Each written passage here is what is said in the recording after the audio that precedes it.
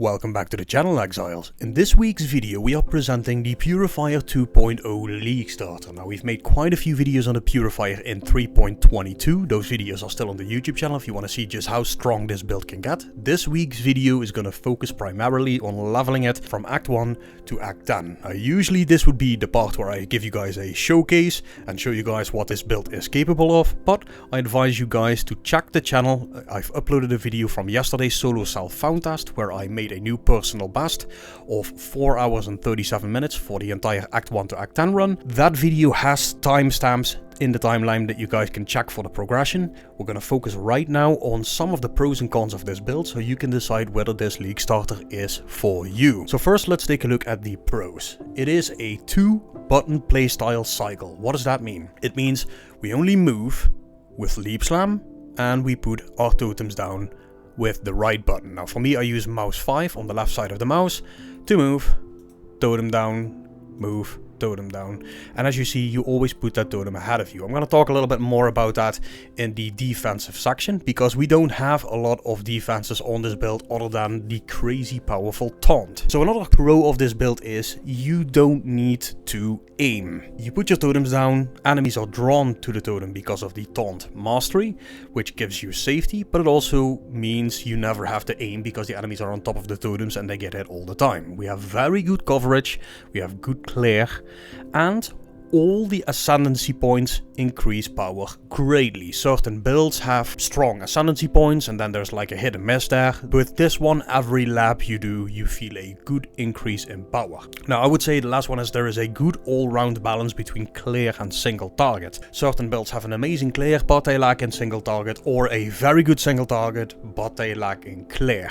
This one has definitely got both. It is also the core reason why I'm choosing this as my starter for this next upcoming league, because with all the breach-like content that we're gonna have, we will need a very good clear and we will need some good single target. This build provides that for sure. Now a couple of the cons for this build. I said this before, your safety will rely on your play cycle. I'm gonna explain a little bit later what that means, but that means specifically we are using taunt during leveling for safety. If you do that correctly, the only thing that's gonna hit you is ground effects. With you moving constantly, you are not there to be hit by those ground effects. You can check the stream that I've uploaded, like I said, the solo self-found run, to see how that plays, and I'll explain a little bit about that later in this video as well. But keep that in mind, you don't have 5 layers of defense. Your defense is life, mobility, and taunting the enemy and killing it before it kills you. If you want to have a much more safe starter, likely something like Righteous Fire from Pox is a better route to go. Now another con is that totems are not for everyone.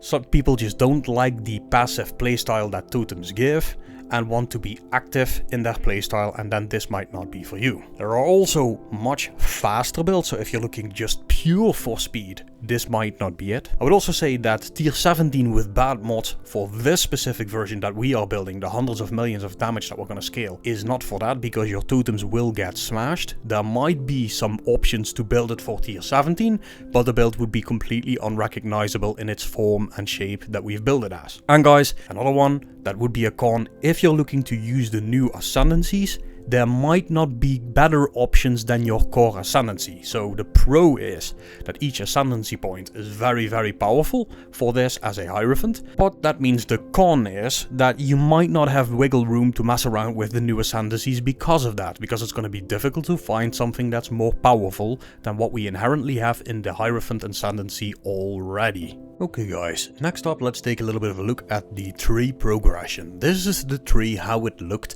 at the end of my solo self-found run. Now as you may see, everything is limited to 1/4 of your tree. Not even. So we have a lot of power very close back together. There's very little traveling or wasted nodes that we will not use. Every node feels impactful right from the get-go. I'm gonna show you guys a step by step right now. First thing we're gonna do is we're gonna grab the damage. We're going to take a top hand part, elemental damage, because we will be scaling elemental damage completely. Holy Flame Totem gives us 50% converted to fire, and we use physical to lightning for 50% converted to lightning and as extra lightning. Then we go to retribution, adds a little bit of damage, attack and cast speed. Cast speed is going to be very nice in combination with elemental overload, make sure it's always active.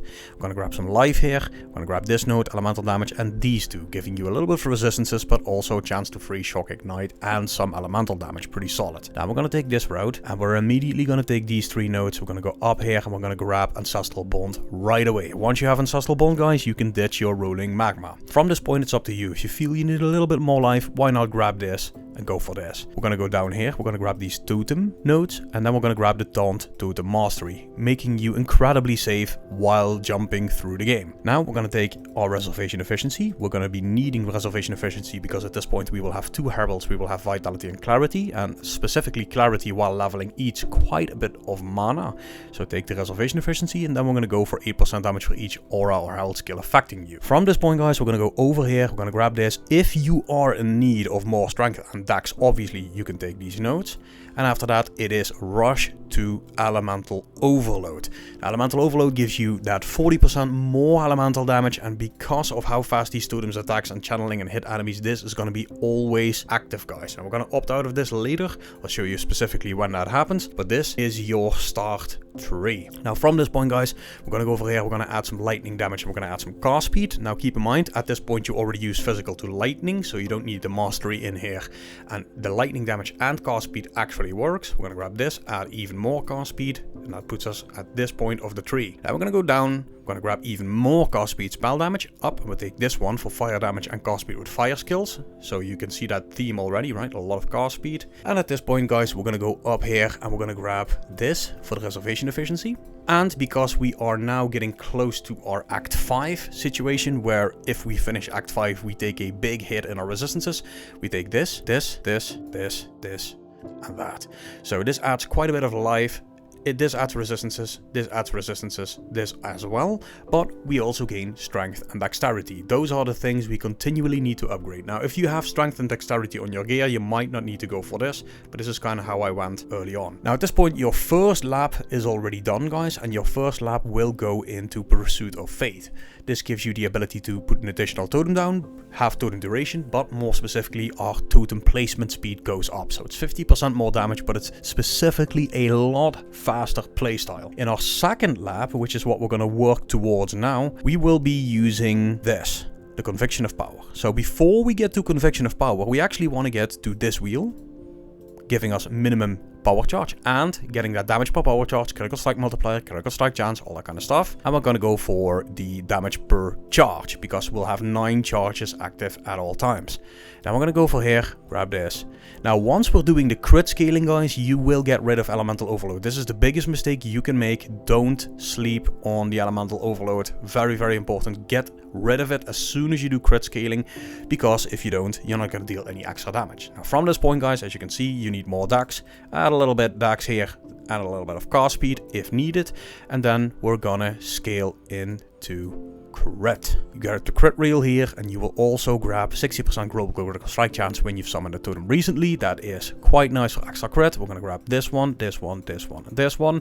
We're gonna add extra critical strike multiplier against unique enemies. We're gonna grab that one, and that one. And from this point, you can start to kind of go for either this here. Make sure you have the extra damage per herald affecting you, and you could go for the reservation efficiency here. You could go for the life over here if you're lacking life. I think this is what I was actually doing. This was the previous tree, and that is how it's built up. Now eventually, obviously, we're going to work towards clusters and all kind of stuff, but this offers all the power you need to get through the story mode.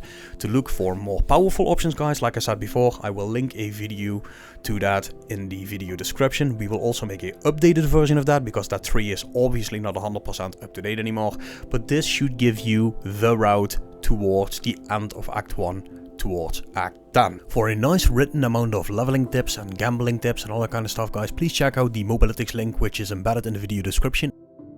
Alright guys, now we're going to be taking a look at the progression of your skill, spells, your links, your colors and all that kind of stuff. Now this will be a quick fire summary of all the information you need. If you want to read that information, just check out the Mobalytics link that is embedded in the video and probably pinned in the comments as well, where you can read this. But I'll quick fire the order of skills that we're going to use. So after killing Hillock right in the beginning, we're going to grab the Rolling Magma. I don't like that skill, but it is the best skill for single target. You could theoretically use Frostbolt or Freezing Pulse as well for a little freeze and chill and all that kind of stuff, but it is less damage than Rolling Magma. And at level 4, guys, we get Holy Flame Totem and Flame Wall. You can use Shield Charge if you have a shield for some movement. Grab a Spirit Shield with a little bit of spell damage on there to use it. For 3 links, guys, double red, single blue, or double blue, single red, we would be using Holy Flame Totem, which is a red, added fire, which is a red. We'd be using added lightning damage or infused channeling. Infused channeling you're going to be using first because it's available at level 4, and added lightning and added fire is available at level 8. And eventually, as a 4th link, we would be adding physical to lightning to convert that remainder of physical damage to elemental damage, in this case lightning damage. Now at some point you're going to be grabbing Spell Totem Support, that is likely at level 8, Purifying Flame, and level it in your offhand for when you do swap. At level 10, guys, we're going to grab Leap Slam, and at that point we will be using Scepters and not Wands. Now Leap Slam is my personal favorite movement skill. If you want to keep using Shield Charge with, let's say, a wand, because you found an amazing wand with good flat damage to spells, that option is there. For me personally, and in this guide, I was using Leap Slam because I don't like getting stuck on everything and having to use multiple movement skills to overcome certain obstacles. Now, as soon as you get level 18-19, you're going to be using Ancestral Bond, get your second totem, and ditch Rolling Magma, guys. At that point, you'll be using just totems and Flame Wall for your DPS. If you don't yet have it, guys, in Act 3 you're going to be gambling for a 4-link with the following colors: blue, blue, red, red, or triple blue, red. Now you're going to be gambling that on boots, gloves, helmets, depending on if you already have good movement speed boots. You're not going to gamble boots, obviously. And in those colors you're going to be putting your Holy Flame Totem, added fire damage, added lightning damage, and physical to lightning.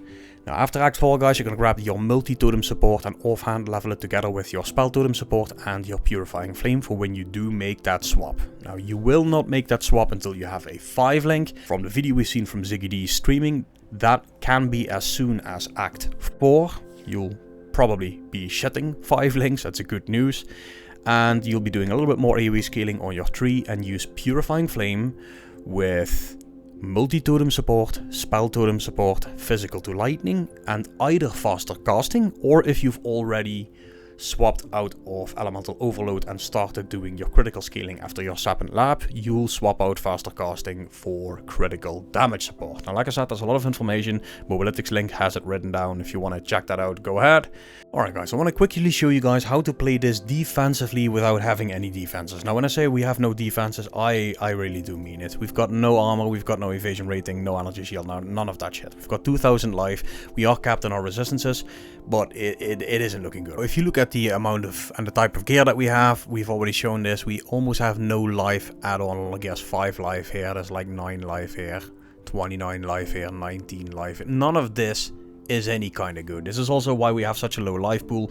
You really want to spend some time during your leveling process, just craft a life mod on there or gamble some items. But I want to show you guys, when you have absolutely no gear at all, just horrible stuff, how that will still get you through save using that Totem Mastery. Right now we have got that Granite Flask. I do want to keep that up at all times, but I'm going to show you guys really quickly what happens if you don't use your play style cycle correctly, and how fast you could die when you don't, right? So let's move into a group of enemies here and get hit a couple of times. These are the hits you take. So you can take a couple of hits. So, right, you don't instantly die, but you don't want to be taking those hits. What you want to do is use your Taunt Totem Mastery to your advantage. And how you do that is you're going to be moving your totems ahead of where you move. And in doing so, you rarely get hit by anything other than like stray projectiles and ground effects. So by putting those totems ahead of you, this is what happens. Enemies target the totems, they are drawn to them, and they die behind you. This is the whole idea of the build. Does that mean you'll never die? No, that's not what that means. But you can see that you rarely get hit while you do, in fact, kill the enemies. Hold on a second. There we go. So in doing this correctly, putting the totems ahead, like I said a couple of times in the video already, what you get is a situation where you're not targeted. And all you do is just keep your granite flask going, you put your totems up, even in these small zones, which are really dangerous because of the continuous projectiles coming your way and all that kind of crap. You don't really need to worry at all, because your totems take the aggro of the enemies for you. So if you don't play this correctly, yes guys, you're gonna suffer, yes guys, you're gonna die literally all the time, and it's gonna be annoying. Now this isn't PoE 2, it's PoE 1, we do have a couple of portals per map, you don't need to worry too much about it, but this is really a playstyle heavy setup if you don't want to go for any defenses, but just want to go pure power from the get-go, which is a way you can play this, and it's the way I actually enjoy playing it as well. So this should show that in action. Alright guys, for the endgame scaling of this build, I'm going to recommend you guys take a look at the other videos of the Purifier we have already released with the POBs in there. Yes, those POBs and the corresponding trees might be outdated, but they will still give you a very clear indication of where this build is headed. We have a number of those videos out there, some showing a blight ravage, a very early leak, on a 40 div budget with 100 million DPS. Some are showing speedruns through Sanctum, killing Lycia like it's nothing.